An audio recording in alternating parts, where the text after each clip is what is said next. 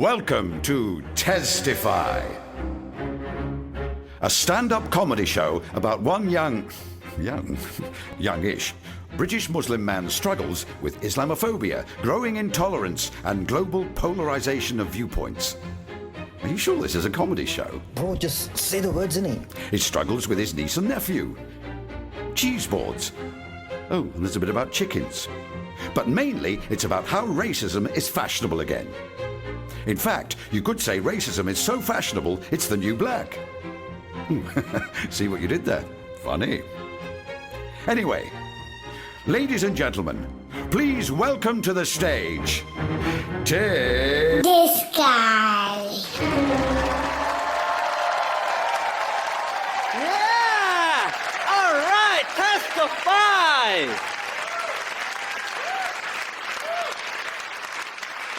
Good evening, Tesbians. Are you well? Oh, you sound delicious. Hello. Thank you so much for coming out. I appreciate it a lot. First of all, how cute is my nephew, though? Do you want to see him again? Let's see him again. This guy. Guys, I've got a lot to get through, and I'm going to start now. Now, at the start of last year, I moved out of London and back home to Blackburn. #TEXIT. My favourite thing about moving back home to Blackburn was reconnecting with my family, in particular my nephew and my niece. The worst thing about moving back home to Blackburn was reconnecting with my family, in particular my nephew and my niece, who I think have made it their life mission to destroy mine. Now, only a few weeks after I moved back, it was about May last year, May 2017, I was sat with them in McDonald's, because despite being the poster boy for anti-establishment terrorist comedy, I do still like going to McDonald's. Do not be fooled by the leftist ideals that I've got. I'm still Tezzy from the block, I think is how that full saying goes. And I was talking to them about Ramadan. It's about a week before Ramadan started last year, and I was explaining to them why they can't do it. The answer is they're too young and social services do not like it. In the middle of our conversation, this guy interrupted us from the table next to us, overhearing our conversation, and he goes to us, "Hey! Are you Muslim and that?" Now this did not seem like a polite inquiry. Right? It got me shook straight away. Now, before I tell you how I dealt with the situation, I need to tell you something about my nephew and my niece, because I do love them, but I don't like them. They're absolute liabilities, bro. Only a few weeks before this McDonald's story, I took him to the cinema to watch that new Lego Batman film. Spoilers, it's fucking good. And I got to the front of the queue, and I bought the tickets for the film. And I turned to my nephew, 3.5 years old. You've seen him, cute as a button. I was like, what do you want? My treat, as opposed to his treat. And he was like, he looked at the menu at the cinema, looked at his uncle, looked at the menu, looked back at me, and he goes, okay, I want a cock porn.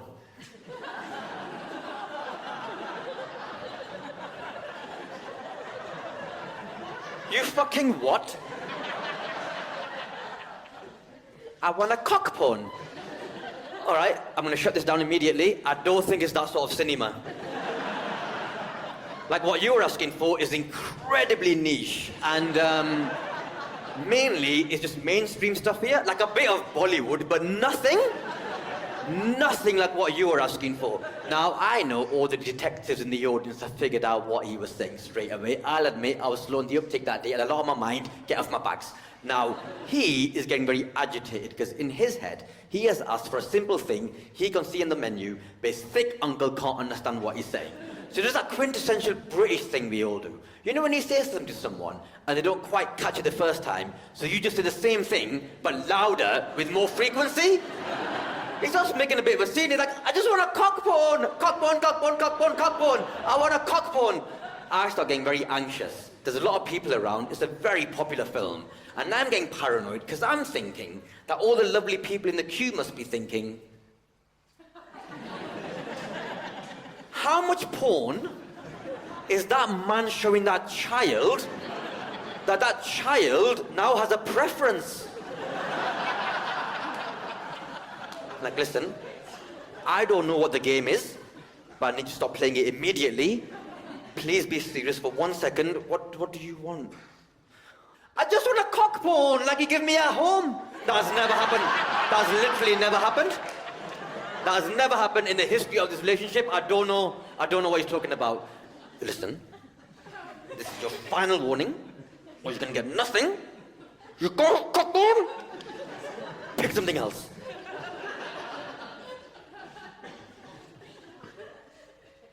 Okay. Is it cute when I make that face?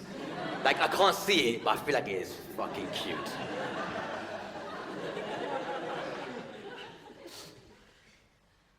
I want a hot dog. Fuck's sake. If anything, that is even less halal.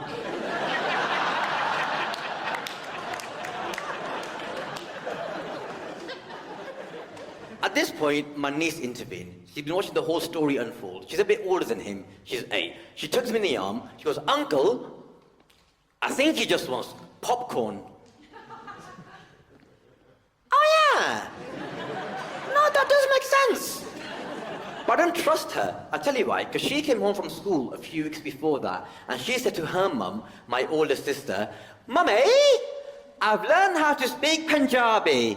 Now, this surprised my sister a lot, because her kids are 3rd generation. They only speak English at home. Also, she goes to a Catholic school.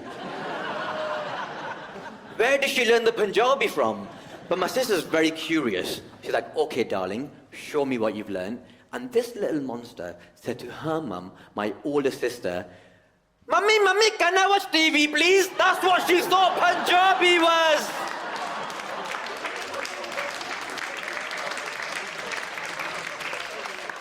Someone at school is convinced that Punjabi is an accent and a fucking head bobble. And she's taken that information home to her mum. So when she was like, I think he wants popcorn, I'm like, I don't trust your translation skills. But then I thought, hang on. Just because you're wrong about one thing doesn't mean you're wrong about everything. And if there's a better allegory for modern political discourse, I'd like to see it. She didn't understand that either, don't worry. All right, I'm gonna go back in. Did you mean popcorn, lad? Yeah. Then why didn't you just say popcorn then? And I swear to God, he goes, 'cause I'm small?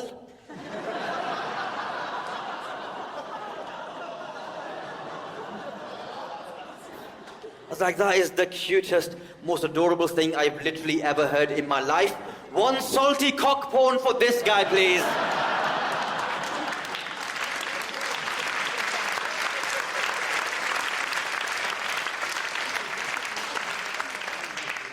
I was in McDonald's, and the guy goes, hey, are you Muslim and that? Now, I'm not ashamed to admit it, I got scared. Because as I said, this guy did not seem like the ambassador from Tolerance Stan on some sort of innocent diplomatic fact-finding mission. Also, he was wearing a St. George's flag t-shirt, and it wasn't St. George's Day, and there was no international football tournament last summer, so I judged him. Now, I thought, hang on, God, this guy might be one of those, what we call in the industry, Islamophobic bigots. And Islamophobia is a pervasive, dangerous, money-making industry that has affected our institutions, our academics, our politicians, especially our media. Hate crimes against Muslims have risen exponentially over recent years, and the only attack I'm willing to tolerate in a McDonald's is a heart attack. And I thought, God, I moved out of my liberal metropolitan London bubble back home to Brexit voting, Labour supporting, racially segregated Blackburn. I'm in the frying pan now. I'm living it. I thought, God, what sort of a world are we creating for my niece and nephew? What sort of a world are they growing up in? I'll tell you what sort of world. The sort of world where this is a thing. Give me a cheer if you know what this is. Give me a cheer if you don't know what this is. Oh, a couple of you, you're in for a treat. Right, if you don't know what this is, Punish a Muslim Day, 3rd of April 2018. Now, this was a real-life letter pamphlet, leaflet. I'm not sure what they're calling it. I've not had a chance to catch up with the lads yet. That was sent to real-life Muslim households in the lead up to 3rd of April 2018. Now, I've got a lot I want to say about this, mainly because, look, I get it. You start a new venture, you want it to be a big success, but this, unfortunately, it didn't kick off in the way I think the originators wanted it to kick off. I had to punish myself on the 3rd of April. I had 4 Easter eggs, the big ones as well. It was 1.5 max 4, it was too much. Because look, these lads, hard-working lads, obviously lads, they must have got together, probably upstairs of Wetherspoons. It'd been a long day. They proper workshopped it and stuff. They got all their marker pens out. They got a very whiteboard, and they workshopped this thing, and it didn't kick off. And I think, yeah, new ventures sometimes take a bit of time. So I'm just going to give them some tips. So when they do this again next year, it'll be a lot better. Now, first of all, the date that they chose was very interesting. 3rd of April 2018. You might not remember, but the 3rd of April was literally the Tuesday after Easter Monday. It's almost like someone put their hands up and thought, oh, what would Jesus want the day after he's resurrected? And someone else went, oh, he'd want to twat a Muslim. And that's what they've gone for. 3rd of April also happens to be, coincidentally, is it? Nigel Farage's actual birth date. We all know Nigel Farage, the patron saint of bigotry dressed up as cheeky banter. Now, the lads, long day workshopping at the top of Wetherspoons. This is what they came out with. They came out with some text to kind of rally the troops. And this is what they came out with. They have hurt you. They have made your loved ones suffer. They have caused you pain and heartache. Bro, who did you not text back?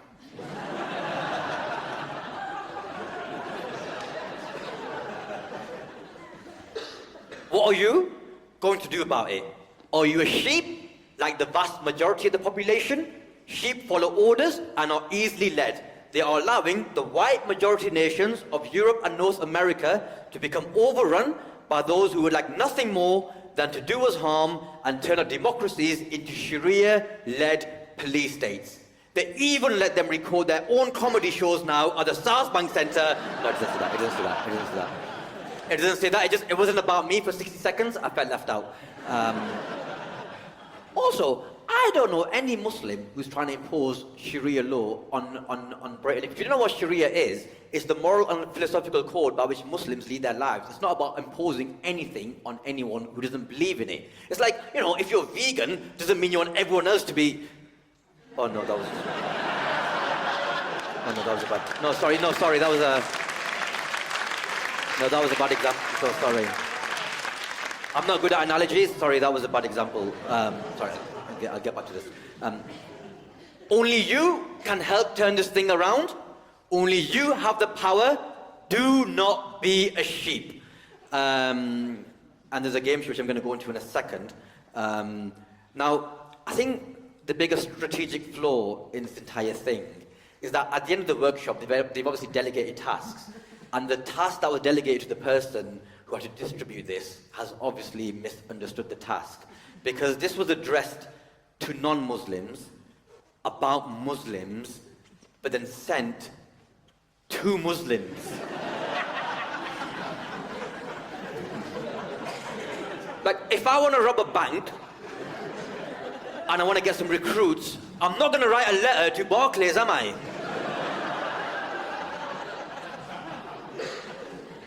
And there's a game show, which is great.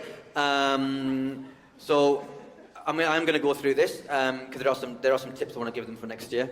There will be rewards based on action taken.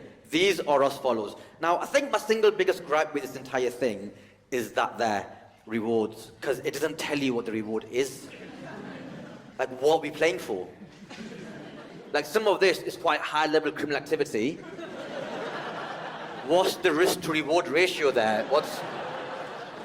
Because I'm super competitive. Like, if I'm going in hard.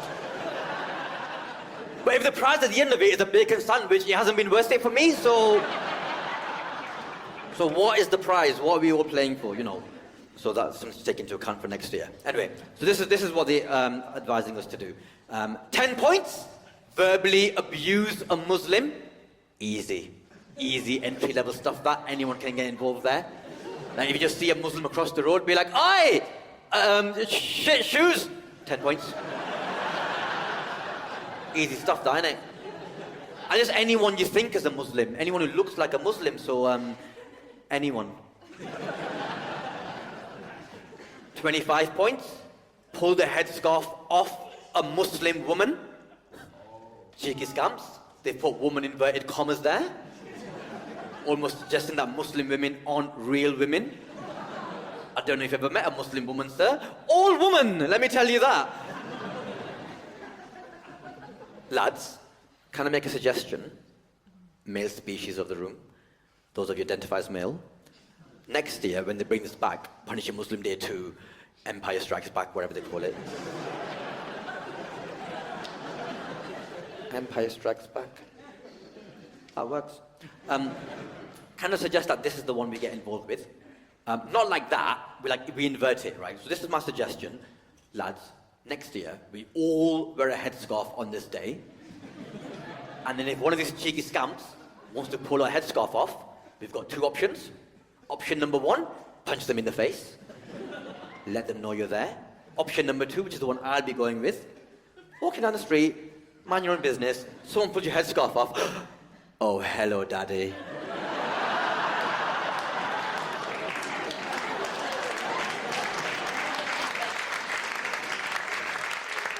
Because my guess is that the Venn diagram between these people and homophobes it's a circle. It's one circle, isn't it? 50 points. Throw acid in face of a Muslim. You are out to gasp there. Absolutely, because that is not enough points.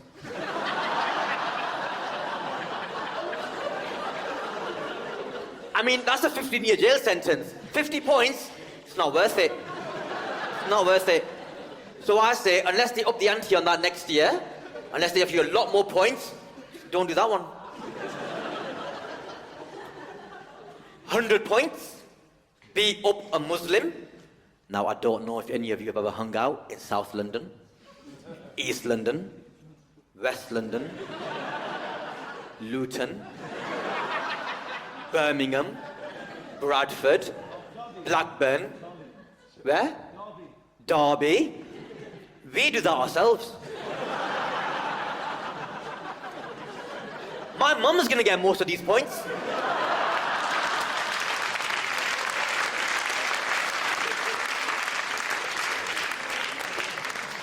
We got this. The next one is my single favorite one. 250 points. Torture a Muslim using electrocution, skinning, or the use of a rack. Who owns a rack? Do you know what a rack is? It's a medieval torture instrument. Who's got that lying around at home? Who's had that passed on generation to generation to generation, thinking, finally, I can put this heirloom to good use? I was going to bung that off to the Antique Roadshow, but now I can make use of it. Hipster racists. At least they're inclusive. 500 points. Butcher a Muslim using gun, knife, vehicle, or otherwise. And all I'll say about that one is remember, this is a real letter sent to real-life Muslim households in the lead-up to April. 1,000 points. Burn or bomb a mosque. Bro, between me and you, yeah, I am sensing a really good opportunity for insurance scam. Customer, what we do, yeah? Just buy any derelict building, graffiti mosque on the side of it, burn it down, 1,000 points, insurance claim. Imagine how proud our uncles would be. The last one. 2,500 points. Nuke Mecca Now, I want to make a suggestion, London, that if you somehow overcame the infinite logistical hurdles that it would take to nuke Mecca, surely you've won the game. Surely that's the end. You can't carry on playing after that. It's like getting the golden snitch in Harry Potter, isn't it? In Quidditch, once that's done, the game's over. I don't want to offend anyone, but that's the one I'm going for next year.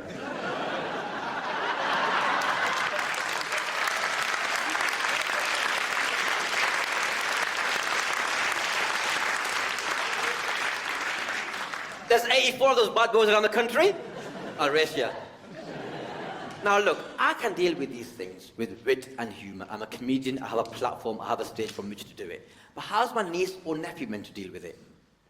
What sort of a world are we creating for my Asian, working class, northern, Muslim nephew and niece? Plus my niece is a little girl, so she's got to deal with that patriarchy bullshit as well. Then I thought, hang on, everything they are, I am, apart from being a little girl, fuck off. Because lesbians, I am an openly Asian, working class, northern, left-wing, liberal Muslim. There's more going on here than there is in Westeros, and I'm a heartthrob. Fuck off. I did grow up properly working class. I think in this country, when the media discusses the working class, what they mean by default is white working class. But ethnic minorities, most of us in this country are also working class. I identify a lot more with Jimmy of the estate than I do with Sachin, who went to private school and then Cambridge. The only difference, as far as I can tell, between white working class and Asian working class is that one of us loves chicken tikka masala and the other is Asian. Okay, that is the only difference.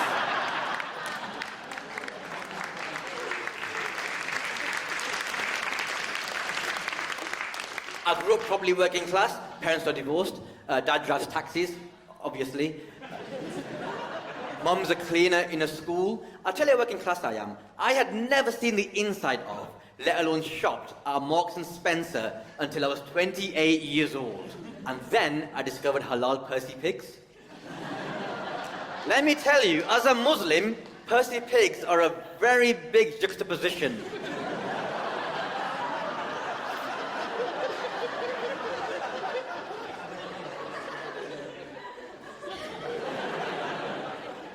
When I was at high school, Mum would go to parents' evening.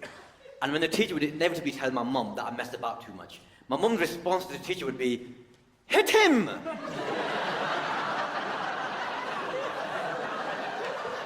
That's easy 1,000 points.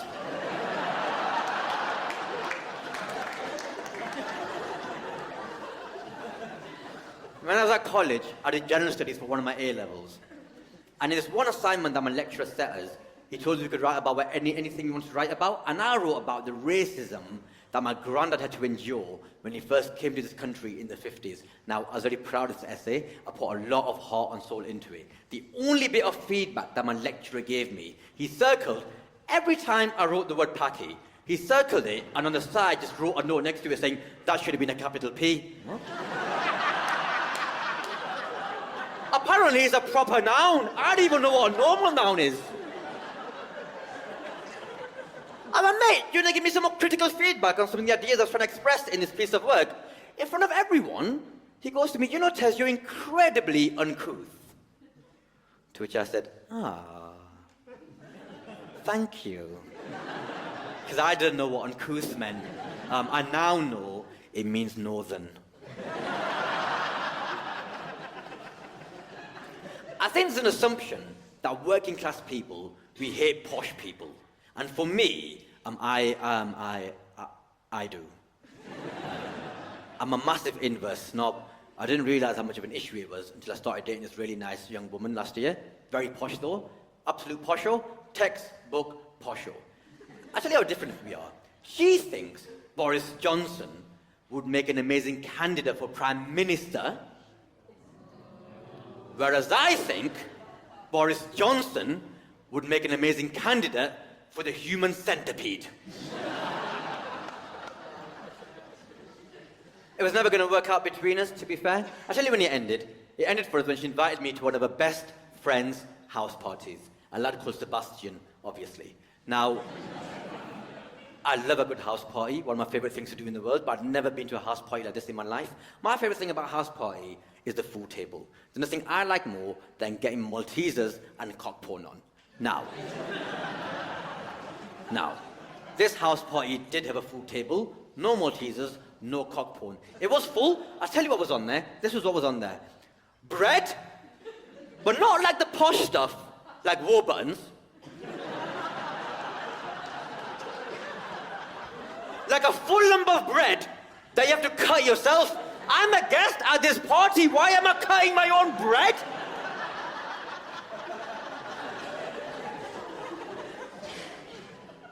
Olive oil. I didn't see a hob. So I'm not sure what that was there for. That black vinegar, that's not for chips.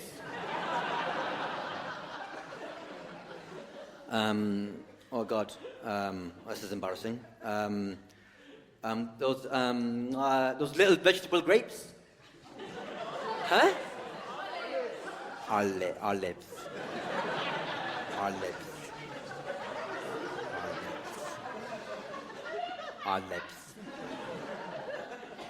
Lots of what looked like to me uncooked meat. And then the headliner, cheese on a chopping board. Cheese on 6 different types of cheese on a chop. I didn't know there were 6 different types of cheese. What blew my mind is that not one of these cheeses was dairy. That means there's 7 different types of cheese.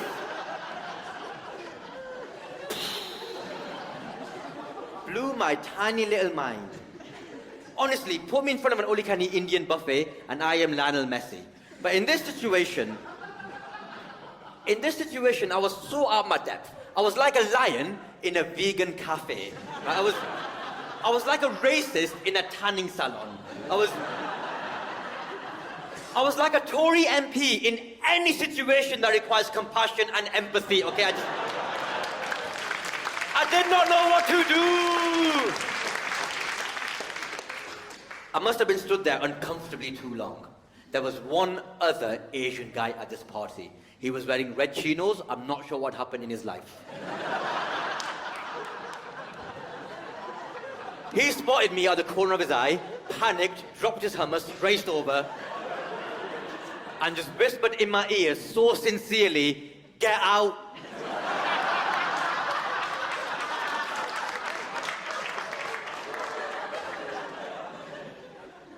So I did get out. I think that's my problem. I don't want to get out. I think my problem is I'm trying to get in. I've been bitten by the social mobility bug. Confession, last year, for the first time in my life, I watched Escape to the Country. Aspirationally rather than ironically. On earlier watches, it was just to laugh at the rich people, but now, I tell you what, I think I want to live in a converted farmhouse more than I want peace in the Middle East. No, you might judge me, but you know how amazing original wood beams look? That is life goals now. A thatched roof, original wood beams, chickens running freely in the yard. And it's dawned on me, as it might be dawning on some of you, that I am slowly but surely turning into exactly what I hate. White. Do not let that be the take-home message of this show. I do not hate white people. I'll go on record. I do not hate white people. I love Batman. I think mainly because he was a niqab, but nevertheless, I like him a lot. That's my favorite. Guys, speaking of chickens running free in the yard, I have a question. Guys, and those of you that don't identify as guys, how / why are there so many chickens? Guys, there's a lot of chickens. You never see them. I'm just wondering why we haven't had a national debate on the issue, that is all. Remember when KFC apparently ran out of chicken? Some of you dickheads call the police.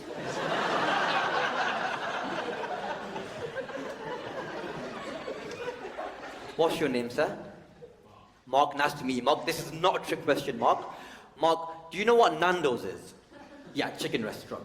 Mark, on an average day, in one average Nando's, how many chickens do you reckon will go through that place? I don't mean go through like...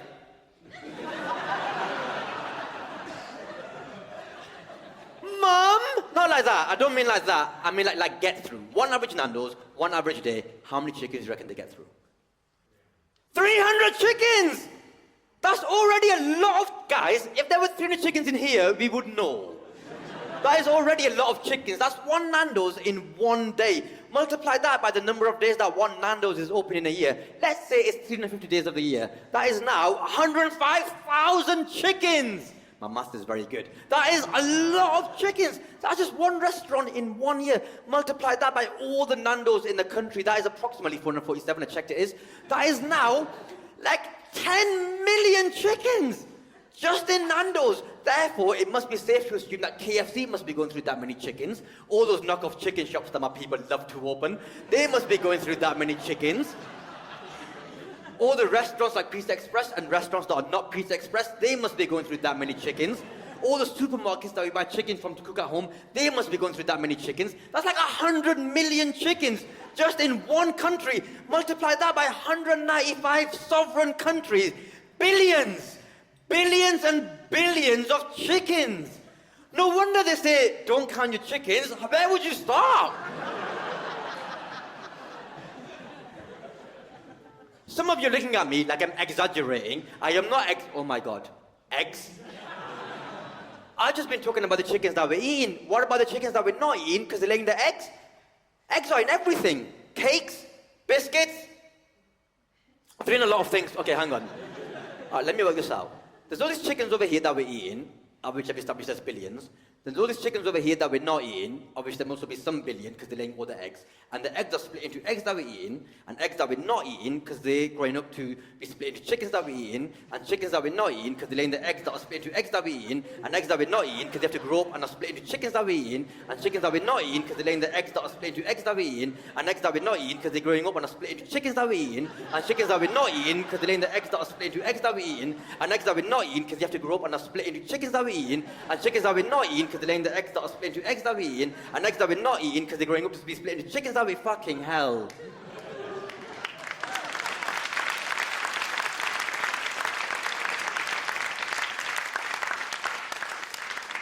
Where are they? Where are the chickens?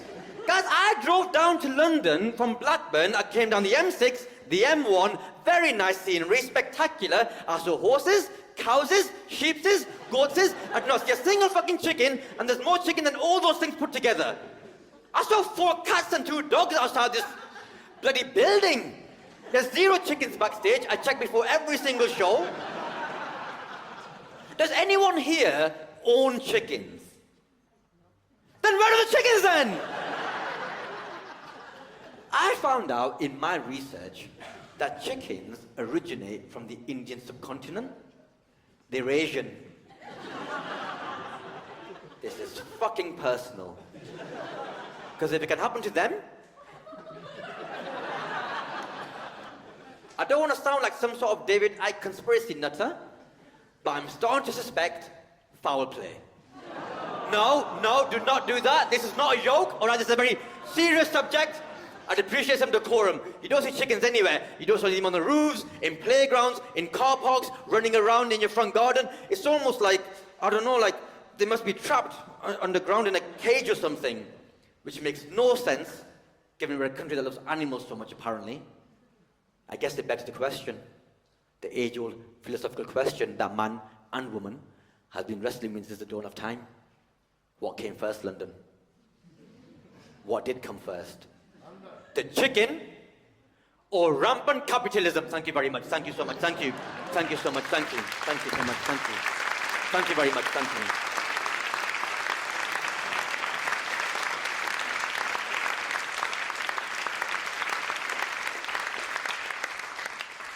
you. I got really distracted. I was in McDonald's. Sorry, I was in McDonald's. And the guy goes, "Hey, are you Muslim on that?" Now, I knew this was not an invitation to a mutually beneficial cultural exchange program. And as I said, I panicked. I got scared. Because at that moment I thought, God, I might be a split second from having to physically defend myself. And look, I don't want to say I'm a chicken. I would do that, right? Throw hands if I have to. I'm not a pacifist. But I don't want to do that in front of my niece and nephew. I don't want them to see that. Their uncle getting twatted.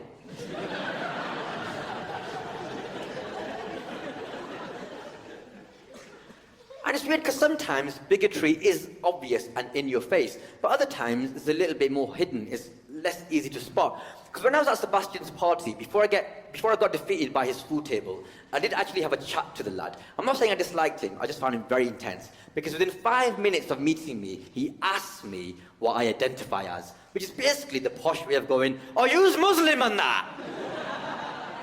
But as I said, I was out my depth at this party. I'm trying to get in. I want to keep the peace. So I played along. And I went, I was born in England. My parents, they're from the Indian subcontinent. That makes me desi. I'm a male. So I guess you could call me an English desi lad. Or EDL for short.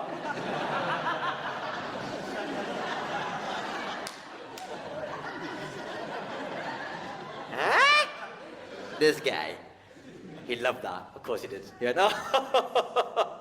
Oh, very funny, Tez. Oh, woo. I must say, Tez, I really admire the dignified way in which you carry yourself in a country that is becoming increasingly hostile to your very existence. Did you plan that Witherspoon's workshop, bro? What is going on? He carried on. Bro, if I had a genie, I would wish there was no more racism.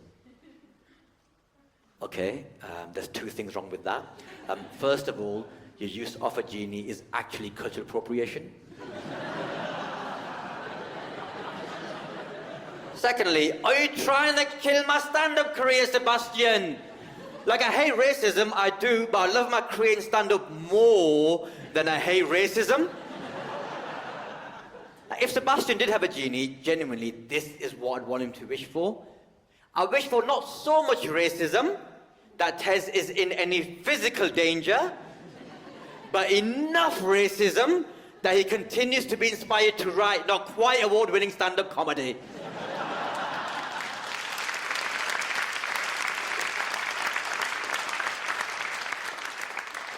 Like 4 out of 10 racism, I think I could live with that. Like not so much racism that there's an actual punish a Muslim day, but enough racism that BBC still has to have diversity quotas. Like I don't want anyone to throw acid on me, but I want to be on Mock the Week again. You know, that's sort of, like that's the balance I'm looking for. Like I do joke about it, but it's a scale, isn't it? Because on the shallow end, you've got a posh guy eating a carrot baton at a party, going, "Oh, what do you identify as?" And then further up the scale, you've got a guy eating a Big Mac at McDonald's, going, "Hey, are you Muslim on that?" And further up the scale, you've got a guy swinging Stella at Wetherspoons, planning a punish a Muslim day. And then what's next on the scale? Huh? An armed soldier pushing some rations through a box to me, dressed in an orange jumpsuit. Yeah, it is funny. I mean, it might sound a bit over the top, but I heard last year murmurs, rumours of internment camps for Muslims, and I'm not saying it's going to happen. It probably isn't going to happen, but even rumours, innuendo, discussion about it is very disconcerting. It's a very hostile environment to operate in. And yeah, I might have been a bit of a chicken for not fighting that guy in McDonald's, but I don't want to live like one. A lot of this racism is making me very insecure, I'm not going to lie. Not so much the obvious in-your-face racism. I think that's, in some ways, a bit easy to deal with. More like social conditioning. Like, you never see people who look like me advertising anything sexy in this country. We're never the Diet Coke guy, we're never the milk tray man. Like, miss, when you're picturing a hot Asian, in your head you've got a Vindaloo, aren't you, mate? Not one of these lads. The other thing that's making me insecure is my position in comedy. Because once I've defeated Islamophobia after everyone's seen this show, what do I joke about next? My nephew tried to help me out, bless him. I was writing this show around his a few months ago, and he came up to me, bundle of energy, and he goes, "Uncle, my friend Johnny, that's my best friend in nursery, he told me a joke. Can I tell you a joke, please?" Oh, okay, be quick. Okay. Johnny said, what did the fishy say when it swam in a wall? I don't know that one. What did he say? Damn.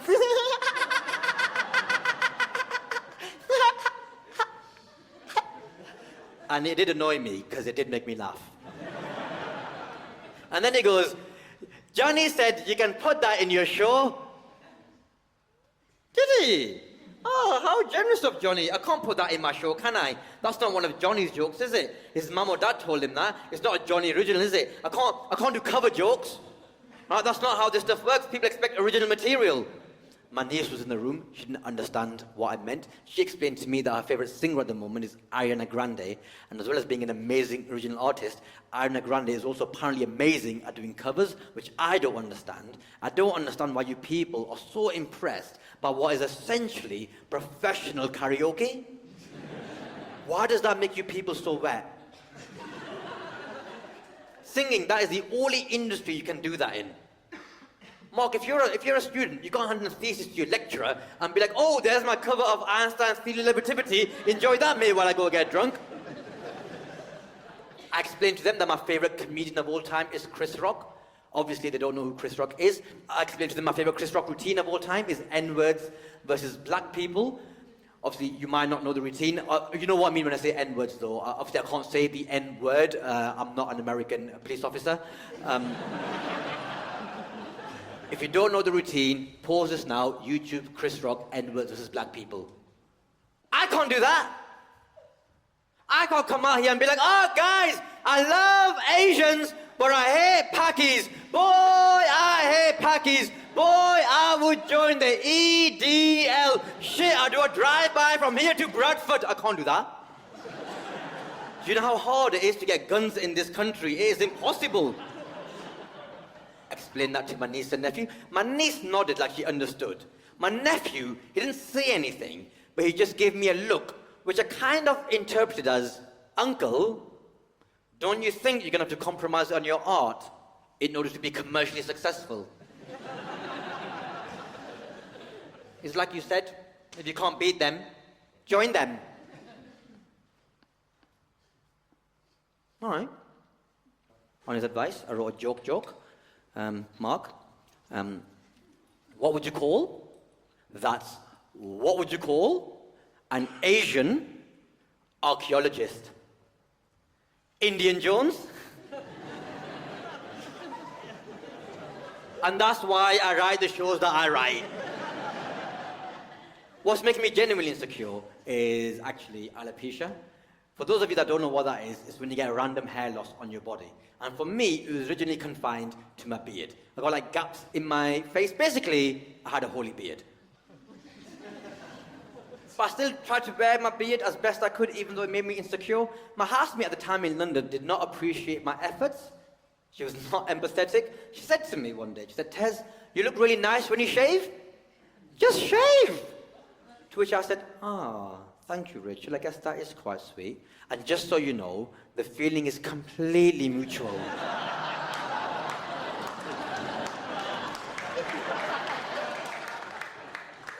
Eventually, my beard healed. Got my beard game back. Thought, "Thank you, alopecia. Thank you for the wonderful life lesson. I'll be seeing you." But alopecia decided it hadn't finished with me yet and decided to move upstairs and ruin my hair, leaving me looking essentially like Asian Moby. Got a bit of alopecia. I'm not gonna lie, it does make me a bit insecure, but I wear these caps now I've got a few caps that I wear. I like wearing these ones on stage. They're by statement, and they've got like Arabic writing on them, which I really like. They're quite smart. People often ask me what the writing says, though, because I guess people are quite curious. Even on the street, sometimes they get stopped. And people are like, "Oh, what does your cap say?" And this particular one in Arabic says, "Kill infidels."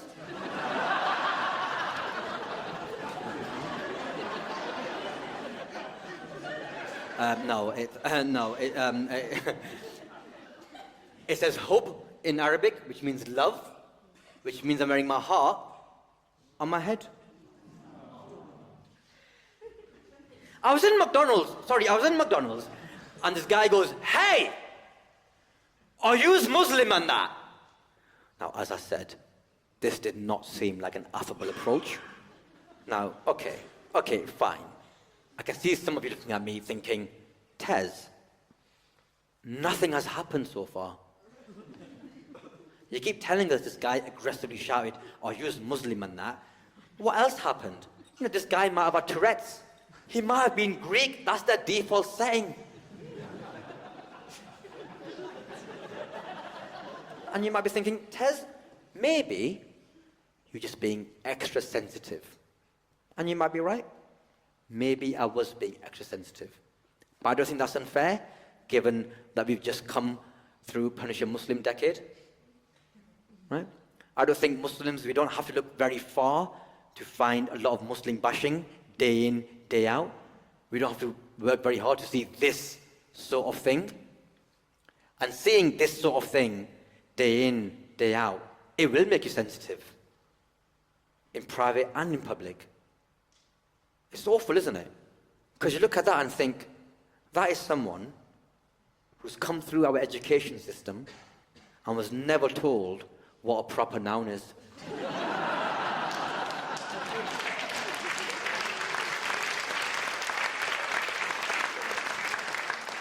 It's a disgrace! Not in my country. What if my niece and nephew saw that? What sort of an example is that setting them? They got exams soon. So I'm in McDonald's. And I think I've thoroughly explained why I was anxious, why I was scared.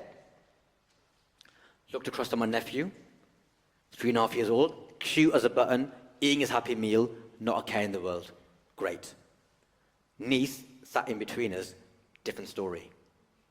She realizes that not all is okay. She reads the panic on my face. She reads the icy atmosphere at that part of the restaurant. She's smart, bless her. She gives me a look, which I can only now interpret back to you as, "I got you, cuz." And then she looks at the guy, and before I could fucking stop her, she goes, "I'm sorry, we don't speak any English."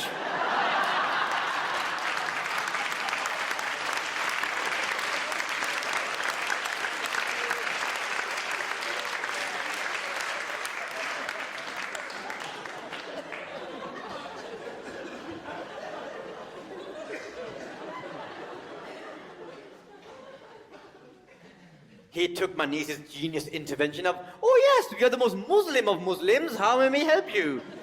Because he followed up with this question, "Yeah? What do you think about ISIS?"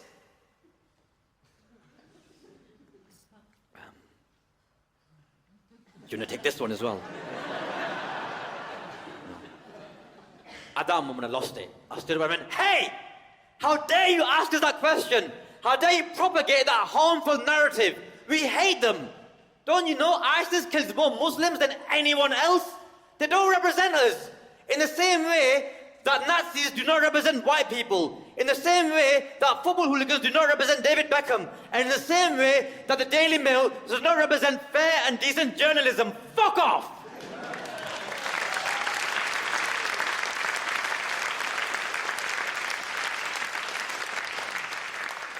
Do not repeat that last bit in any language. Now, guys, listen to the story. You might think to yourself, "Gosh, Tez, seems really hard being Muslim at the moment. Seems like you've got a lot going on. Can't be easy being Muslim in 2018. You can't be enjoying it very much." Guys, I love it. Love it, love it, love it. Love being Muslim. I think, wow, Tez, what an amazing glass half full approach to life you live. Give me some of what you're drinking. But what about all the negative media coverage?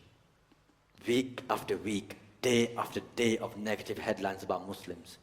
Day after day of tabloids centering a Muslim person's religion when it's nothing to do with the crime they've committed. Week after week of documentary about Muslim this, Islam that. Doesn't that get you down? No. Guys, all publicity is good publicity.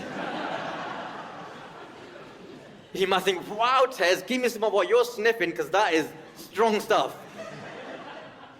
What about all the bad legislation that's going against Muslims? Trump's proposed Muslim ban, the niqab ban in France, the minaret ban in Switzerland, the halal ban in Denmark, Saudi Arabia trying to start a proxy civil war in the Middle East. Doesn't any of that get you down? No. All of that makes us cool. It is so cool being Muslim. That's probably not the right hand thing, to be fair. It's so cool being Muslim in 2018. Take France, for example, where they've banned the full face veil, the niqab. Any Muslim woman wearing the niqab in public in France is defying her government, risking a fine or even a jail sentence. That is punk. That is punk AF. Or at least it's Batman, and I love it. And I just want all of you in here to know today that I was into Islam way before it was cool, way before it was mainstream, way before the Netflix deal, way before any of you guys heard it in 2001 or whenever it was. I've been into Islam since day. Now, last year was hard. 2017 was tough being Muslim in Britain, not going to sugarcoat it. Seemed like a month didn't go by without some sort of big terrorist attack, either by someone propagating to be Muslim or against Muslims. I mean, this year's been a little bit better, hasn't it? Because all that's happened this year is that Israel is shooting on non-Palestinians and we're bombing Syrians, but that's over there. But last year was tough, I'm not going to sugarcoat it. The attack that affected me the most was the one in Manchester, the MEN Arena, the Ariana Grande concert. It's a 45-minute drive from home that is very close to home. If my niece was old enough, she might have gone to that concert. It's awful. Inexplicably, unexplainably horrific. Couldn't understand it. Thing is, when something awful happens like that, you process it, you grieve, and you can begin to move on. But when you're Muslim, you process it in the same way. You grieve in the same way. But moving on can be a little bit trickier. Because only a few days after the horrific attack in Manchester, I was sat in a McDonald's with my niece and nephew when a guy said, "Hey! Are you Muslim and that?" And it was in that context that I was so scared. Now, to this guy's credit, when I had that rant at him about ISIS, he did back off. He realized maybe this wasn't the way to make his point, whatever that might have been. He didn't leave. He stayed to make a bit of small talk. I made small talk back. I don't want to escalate things. He asked me what I do for a living. I explained to him that I do this, stand-up comedy. He started again. All right, stand-up comedy and that. Because sometimes the ISIS, sometimes they attack live gigs, don't they? Like that one in Paris a couple of years back, that were a live gig, wasn't it? When they just went in, started shooting people up on that. What would you do, eh? If you were on stage and that happened, what would you do?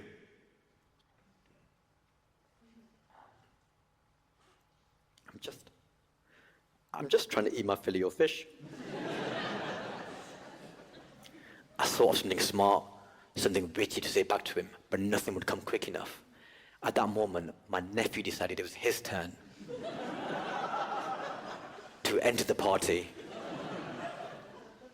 And he looked at me, and he looked at the guy, and he goes,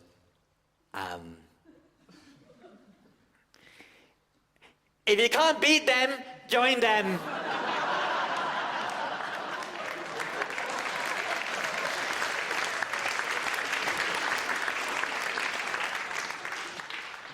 In my head, I was like, O-M-A.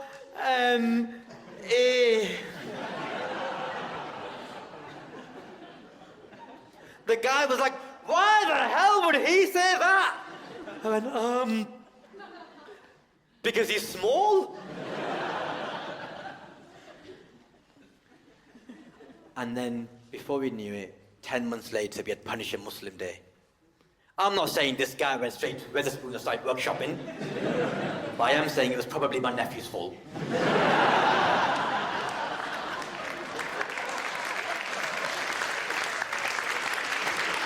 Maybe going to cover more things. That would be absolutely amazing. Thank you for coming out. Now look, I don't know how the world is going to change in the next 5, 10, 20 years. I don't know what my niece and nephew have got to look forward to. I don't know what they've got to be wary of. All I know is that things are changing so fast. Politically, technologically, kinetically. I couldn't think of a third one. And all I know is that just the entire world is at just a loggerheads with each other. It's so binary out there at the moment. It's like yes or no, black or white. And it seems in the future we might have two choices to make, a fork in the road. If we choose one side, we'll end up with some sort of Emperor Trump-Putin situation. If we choose another path, we might end up with a socialist utopia where we look after one another. I don't know. For me personally, I hope there's some changes in my life. You know, next year, maybe that alopecia will heal. 5 years' time, buy that farmhouse in Lancashire. Have a couple of rescue chickens in the backyard. Have a couple of thousand rescue chickens in the backyard. 10 years' time, my niece and nephew, they'll be old enough to come see me do stand-up live. I'll sit them right there at the front, get them back for that Punjabi cockporn nonsense they put me through. And who knows, in 20 years time, it might even be acceptable for comedians to do covers. And who knows, remember little Johnny, my nephew's best friend at nursery? Maybe Johnny will grow up to be the world's greatest cover comedian. Maybe Johnny will go all over the world telling other people's jokes. And who knows, in 20 years' time, Johnny, bless his soul, he'll be only 24 years old, and in the year 2038, he might come on this stage itself at the South Bank Centre, God bless it, he'll still be standing. And he'll come out here and do an hour of the world's best cover jokes, and little Johnny might come out here full of energy going, guys, I love white people, but I hate crackers. Boy, I hate crackers. Boy, I would join the Islamic State of the Middle East. Shit, I'd do a drive-by from here to the Cotswolds. It'd be amazing. And who knows? He might do one of mine. I might be so blessed that he does one of his best friends' uncles, and he might come out here full of energy, little Johnny, and be like, guys. And those of you that don't identify as guys, how/and why are there so many Muslims? There's so many Muslims! New character. What's your name, mate? Mark, nice to meet you, Mark. Mark, do you remember what Nando's was?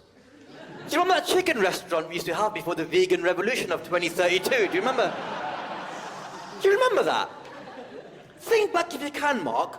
Think back. On an average day, in an average Nando's, how many Muslims do you reckon would go through that place? 300 Muslims! There's so many Muslims! Oh my God, there's so many of them! That's just in one Nando's in one day. Multiply that by the number of days that one Nando's is open. Multiply that by the total Nando's in the country. Multiply that by all the KFC, all those knockoff chicken shops still up opening themselves, all of the supermarkets, all the takeaways and restaurants. Multiply that by 195 sovereign countries. Billions, billions and billions of Muslims. Where are they? Where are all the Muslims? Does anyone here own Muslims? You never see them. There's zero Muslims backstage. I check before every single show. You never see them anymore. God, it's almost like they must be trapped underground in a cage or something. It's quite ironic, really, because this joke that I'm covering, it used to belong to my best friend's uncle. He used to be a comedian back in the day. But I haven't seen him or my best friend, or his sister. Not since the purge. I don't understand how we let it happen. I thought we contained racism at 4 out of 10. I tweeted twice a day, shared all the petitions, shared all of Owen Jones's videos. It's almost as if being a well-meaning liberal isn't enough. The last time I saw my friend, he gave me this hat, which his uncle gave to him. Apparently, it says love in Arabic on it. I'd laugh if I wasn't so heartbroken. I guess it begs the question, what came first? The Muslim or rampant apathy?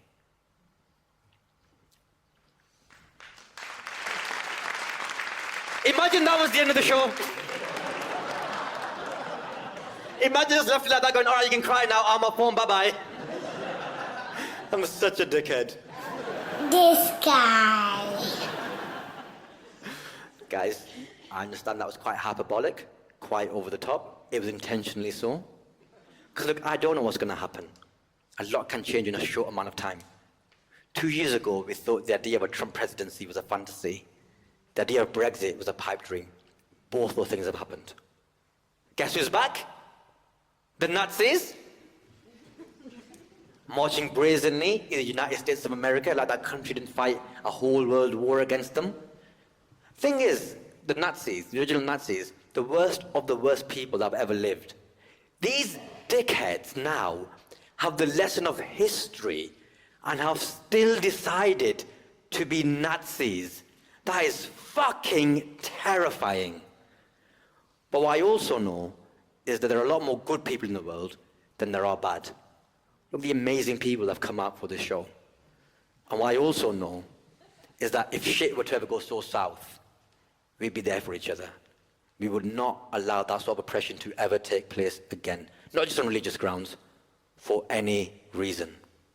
Which is why I propose a Punish a Nazi Day every day.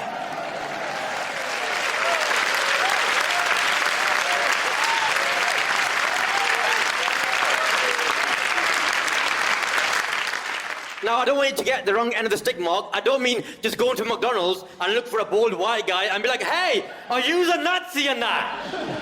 And then start punching him. And he's like, I'm not a skinhead, I just got alopecia, leave me alone. There's no rewards or points that I'm giving out. All I'm saying, guys, the way to punish a Nazi is by doing things that they hate. So I want everyone in here to now testify. Put your hands in the air. Everyone, every single person. Let's do it. Remember, we're on camera. Every single person. Testify that I will punish a Nazi by not hating people who are different to me, by fighting injustices, and mainly by using correct grammar. I've been Ilyas. Good night. Allah bless. Thank you so much.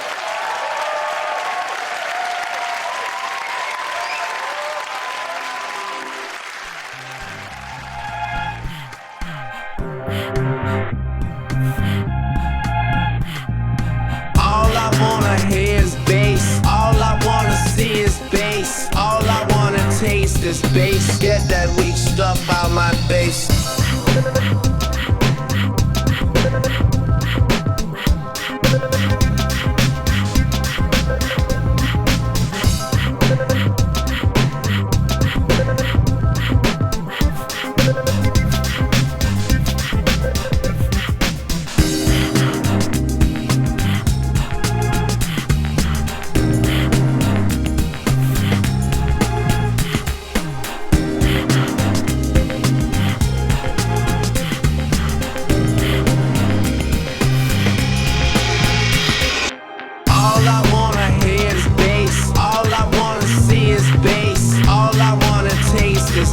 Get that weak stuff out my face. All I wanna do is bass. All I wanna touch is bass. You need a safer place, like maybe outer space.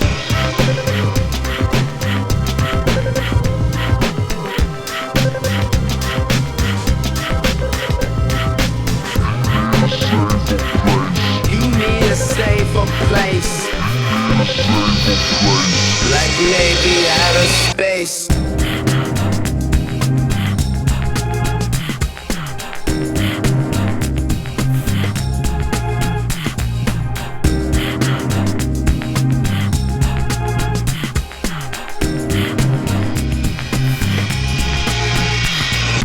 All I wanna hear is bass. All I wanna see is bass. All I wanna taste is bass. Get that weak stuff out my face. All I wanna do is bass. All I wanna touch is bass. You need a safer place, like maybe outer space.